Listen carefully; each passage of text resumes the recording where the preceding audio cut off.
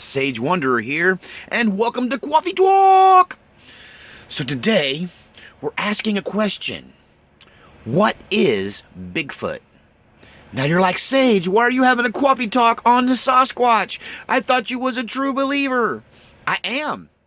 See my video, my conversation with Bigfoot. You can find that in Storytime with Uncle Sage folder on my playlist. So what's the coffee for? Well, although I believe there is a Bigfoot, there is a cryptid creature that of unknown origin, but I don't know what it is. So the coffee talk is about what is Bigfoot, not if there is a Bigfoot or not, because I do believe there is. I just don't know what the thing is. What is it? Where did it come from? What kind of creature is it? And what is its origins?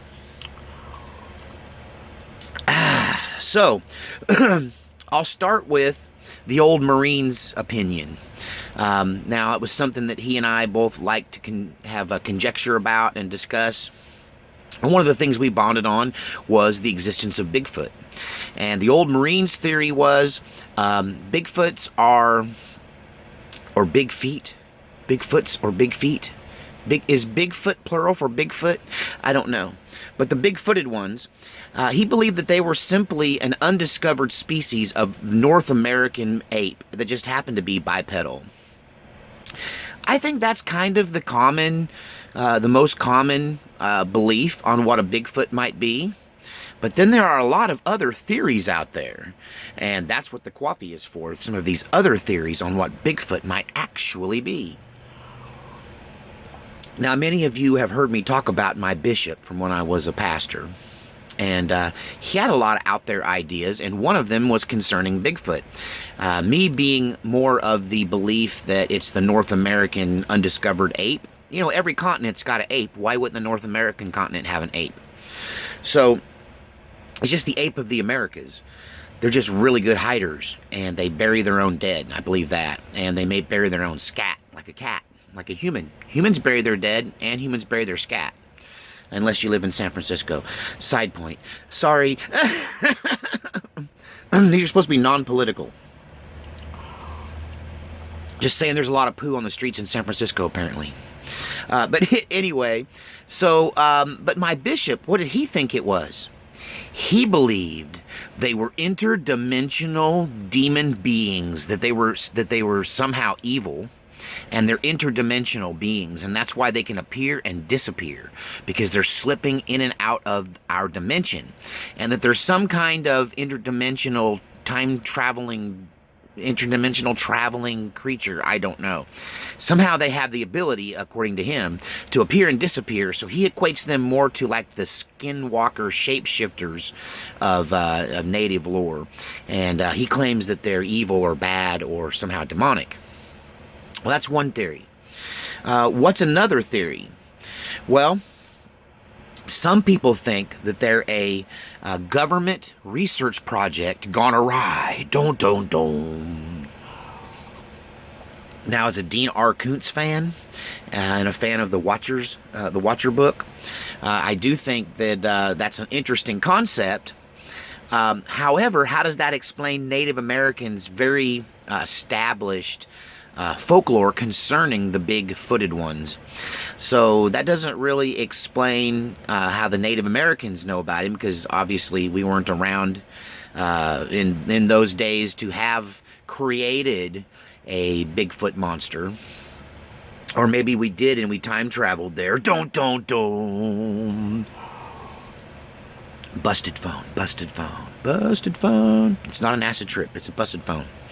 So anyway, yeah, so is it some kind of experiment gone awry? Some say that it was after World War II when you started seeing this resurgence, or this real establishment of a North American Bigfoot creature. And but at the same time, there's lots of history that goes back even into the gold mining days and the early pioneer days, where one of my favorite stories is about a trapper and a hunter back in like the 1920s. Tells his story of getting knocked in the head and carried back to the Bigfoot family home, where he hung out with a family of Bigfoots before poisoning one of the teenage Bigfoots with some chewing tobacco to cause a distraction so that he could escape them. And interesting thoughts. But for me, it's not enough coffee to make it a government project. Did the government catch one and do experiments on it? Maybe so. Maybe they re-released it with some more human characteristics from gene splicing. I mean, you don't know. Don't. It could happen. What else might Bigfoot be? Well, I've often wondered if Bigfoot wasn't the missing link. Our next closest link in human development. But I'm not really a believer in evolution. I'm more of a creationist. But I also kind of dabble in the ancient alien theory. So what if, because I kind of always believe, the Bible says in Genesis that God took the dust of the earth and then breathed into humankind, or mankind, the breath of life. And we became living souls. And I don't know, back in the day that sounded like magic. But now it kind of sounds like gene splicing. It kind of sounds like, what is the breath of life? But maybe that essence of God, that a bit of himself, is what the breath of life has always meant to me. It's something divine that God put in us. So maybe the dust he started with wasn't dirt necessarily.